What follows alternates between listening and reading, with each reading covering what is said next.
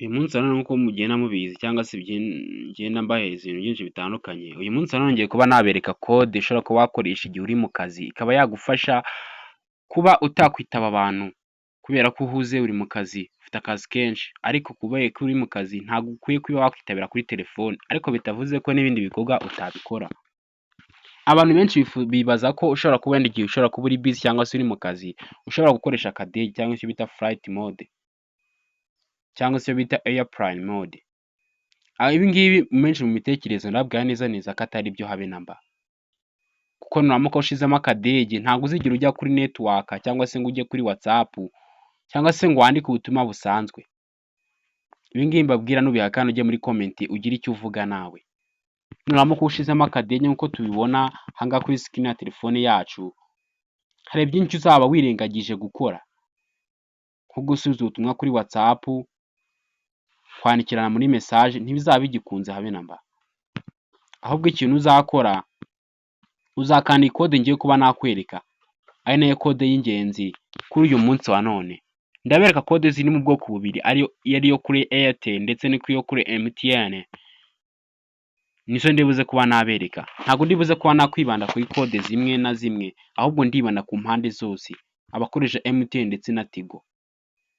Izi kode murazibona, cyangwa usaba no kurikirana video mpaka irangiye kugira ngo umenye neza kode ushobora kuba wakoresha muri telefone yanyu cyangwa se muri telefone yawe, ibe yagufasha kumenya neza igihe uri mu kazi uburyo wakwitwara. Ese uri mu kazi? Ese urahuze? Niba uhuze kurikirana iyi video mpaka irangiye kugira ngo umenye neza kode wakoresha, ibe yagufasha kuba wakuraho telefone yawe mu gihe uhuze, ariko bitavuze ko kuba wayikuyeho utasubiza ubutumwa kuri WhatsApp cyangwa se ngo wandikire umuntu kuri message.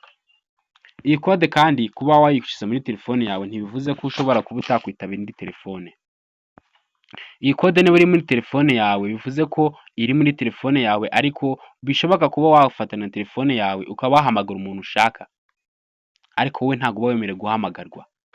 Iyi kode se ni iyihe?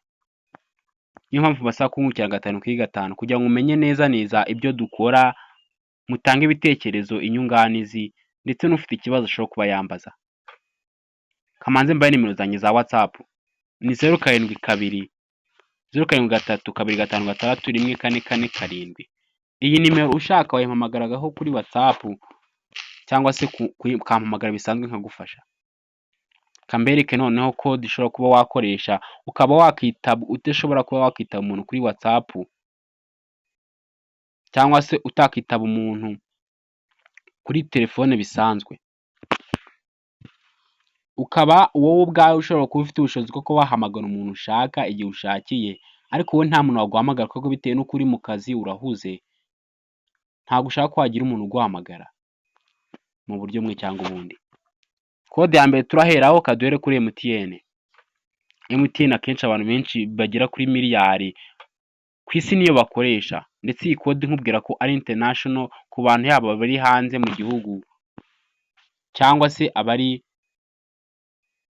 mu gihugu ndani. Ndavuga mu Rwanda, hanze yaho ndetse no muri Afurika, haba muri Afurika ndetse no hanze yaho i Burayi. Iyi kode ni iyihe? Uzakanda 21 urwego. Iyi kode nkwibutse ko kandi iyi kode ikoreshwa cyane kuri MTN. Iyi kode si yo gusa ushobora kuyakoresha kuri MTN, ahubwo kandi mbereka indi kode ushobora kuyakoresha kuri MTN nayo yagufasha. 21 078 urwego. Nkwibutse ko iyi kode ikoreshwa kuri MTN. Iyi kode kandi niyo waba ukoresha 079, iyi kode iragufasha kandi yose ikorana na izo nimero zose nkubwiye. Aha ngaha hari 8 ushaka wahashira 9 bitewe na nimero ukoresha. Iyi kode cyane nyikoresheje nibanze ku bantu bakoresha MTN. Kafitiye kuri kode ya kabiri y'abantu bakoresha Tigo. 21 072 iyi kode ikoreshwa ku bantu bakoresha Tigo, nishaka ko bayikoresha ko wabisha muri telefone yawe ukaba utemerewe kwitaba umuntu habe n'umwe, ariko wemerewe guhamagara abantu bose ushaka bitewe n'impamvu z'akazi. Uri mu kazi urahuze, ntiwemerewe guhamagara umuntu, cyangwa se nta muntu wemerewe kuguhamagara bitewe n'ahantu uri muri office, uri ahantu runaka mu nama, utemerewe kwitaba telefone.